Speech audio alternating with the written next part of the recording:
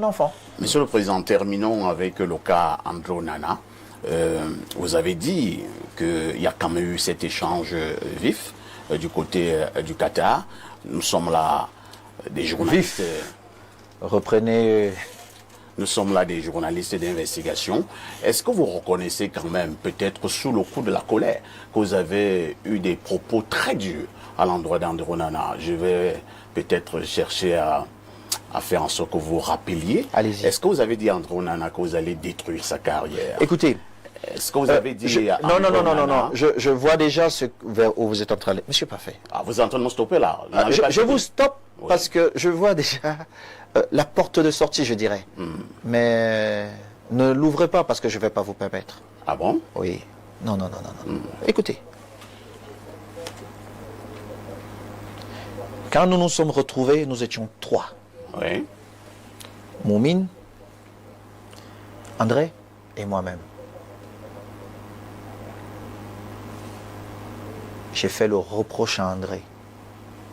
Parce que la veille, il y avait eu un comportement à l'entraînement. Mais c'est normal. Et je lui ai dit non. Pas toi. Tu es très grand, tu n'as pas besoin de ça. Et ça, c'est le père et le fils. Mais ce que vous devez comprendre, c'est que tout ce qui se passe, nous sommes à 3 heures du mat. Un mat important, décisif pour notre pays. Je suis en train de perdre mon meilleur élément. Je n'ai pas fait. Et on vient vous dire que vous avez dit, je vais détruire quoi? Vous n'avez jamais dit que vous voulez détruire la carrière d'André Onana. Je me fais du mal. Que vous alliez la battre en Monsieur Parfait ici, il faut laisser les histoires de bar. Non, c'est pas le bar. Non, monsieur Parfait ici. Vous avez dit que j'étais un journaliste d'investigation. Non. Alors, votre investigation là est bizarre. Bizarre. Fondée. Non, bizarre. Non, monsieur Parfait ici. C'est bizarre. C'est bizarre. Je suis là, je suis en train de vous dire. Je suis en train de vous dire, n'avancez pas des choses qui ne sont pas vraies. D'accord. Monsieur Parfait ici. Monsieur Parfait ici. Je vous l'aurais dit. Vous connaissez peut-être André Onana aujourd'hui. Mais personne d'entre vous n'était là quand j'avais pris la décision d'offrir l'opportunité de la vie. L'Éternel a voulu que ça passe par moi. Je l'ai accepté volontiers. Je le referai. Je ne sais pas pourquoi l'Éternel m'a choisi. Il aurait pu choisir quelqu'un d'autre. Et il m'a choisi. Je vais vous dire. Parce que très souvent, les gens disent, ah mais lui, il a fait ça, Gilbert Kaji. Vous m'avez déjà entendu dire quelque chose de méchant sur Gilbert? Mon père? Jamais. Jamais je ne le ferai. Je ne peux pas oublier tout ce que Gilbert a fait pour moi. Mais il y a des questions qui nous opposent. Mais ce que Gilbert Kaji, la famille Kaji, pas seulement Gilbert, parce que si je dis ça, je serais en train de dire que mes autres mamans, le feu grand-père... Non! Même si j'ai ma douleur, c'est la douleur, elle est en famille, elle reste là. Mais c'est ma famille.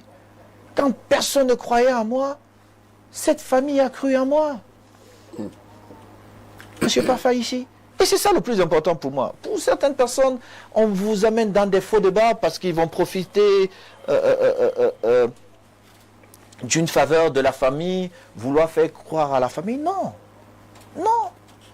Il y a des questions qui nous opposent où, voilà, je ne viendrai pas parler de... Mais vous n'avez jamais entendu. Même quand mon père est sorti, il a porté des accusations contre moi, j'aurais pu sortir et dire que c'est pas vrai. On a fait un communiqué léger pour protéger la fédération et j'ai fait un courrier privé à mon père avec tous les éléments. Vous n'avez plus entendu parler de cette histoire. J'ai mis à sa disposition tous les éléments qu'on avait sur ce dossier en lui disant que les gens n'avaient pas bien travaillé et ils ont peut-être eu peur de lui dire ceci ou cela. Mais je ne viens pas m'asseoir pour vous dire que Gilbert... Parce que Gilbert n'est pas mauvais. Parce qu'il m'a donné l'opportunité de ma vie. Parce que sa famille m'a donné l'opportunité de ma vie. Très bien. Je suis devenu ce que je suis devenu. Et ne me demandez pas de changer ça parce que je ne le ferai pas. D'accord. Mais maintenant, la vie étant ce qu'elle est, il y a des points de vue qui divergent. C'est ça. Donc, votre journalisme d'investigation, revoyez ça. Revoyez vos cours. Je vous prie. Il y a d'autres révélations. Il y aura toujours des points de désaccord. Non. Parfait. Oui. N'insinuez pas les choses, je suis là. Il n'y a pas de problème. Non, je suis là. Pas ce qu'on vous raconte ou on vient vous dire non. C'est compris. Je suis là, je vous réponds aussi naturellement pour qu'on passe à autre chose. Alors, maintenant, revenons au football. Merci. Nous pouvons contrôler le ballon. Allons maintenant contrôler le ballon. Retrouvons le rectangle vert. La CAN 2025 pointe à l'horizon. C'est dans quelques jours. Monsieur le Président, il y a eu un remaniement à la tête de l'encadrement technique des chez les Lions. Avec Vous avez bien fait vos leçons. Avec le coach Pagou qui a pris les rênes. Maintenant, cette équipe, est-ce qu'elle est prête, cette équipe? Est-ce qu'on parle de la préparation? Est-ce que le Cameroun, quintuple champion d'Afrique, ira jouer les figurants? En tant que président de l'Africa Foot, promettez-vous une 6e étoile à notre cher et beau pays, ce pays qui adore les victoires? Est-ce que nous allons reprendre le chemin de la gagne, retrouver notre culture de la gagne, monsieur le président Samuel Eto'o? Je voudrais vous demander de rester très humble. Depuis bientôt 2 ans ou un peu plus, nous avons perdu beaucoup de temps. Beaucoup de temps, nous avons perdu beaucoup de temps.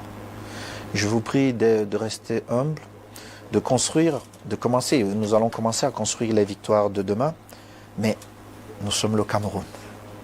Et le Cameroun ne rentrera jamais dans une compétition pour dire que nous allons juste jouer les figurants. Mais je vous prie de rester humble. Comme j'avais pris sur moi de dire qu'on allait en Coupe du Monde pour gagner, cette fois-ci, je vous prie de rester humble, de permettre à ces enfants de s'exprimer. Les retours que j'ai du sélectionneur, il a eu pratiquement tous ses joueurs et ils sont tous heureux. Ils sont tous heureux de participer à cette aventure. Et c'est ce que nous, comme dirigeants de la fédération, nous souhaitons qu'ils soient heureux. Parce que nous savons qu'à la fin de la journée, si ces garçons sont heureux, ben écoutez, le Cameroun sera heureux. C'est ce que nous voulons. Une équipe de football sans tous ces problèmes qui tournent autour. Et voilà. Monsieur le Président de la Fédération camerounaise de football, nous allons marquer une autre touche pause qui s'impose d'ailleurs et on reviendra pour la dernière ligne droite de ce programme où nous parlerons de cette assemblée générale qui vient de se tenir à Bankomo, assemblée générale gagnante à votre niveau, et on parlera également de votre vision du football au Cameroun. À tout de suite pour la suite.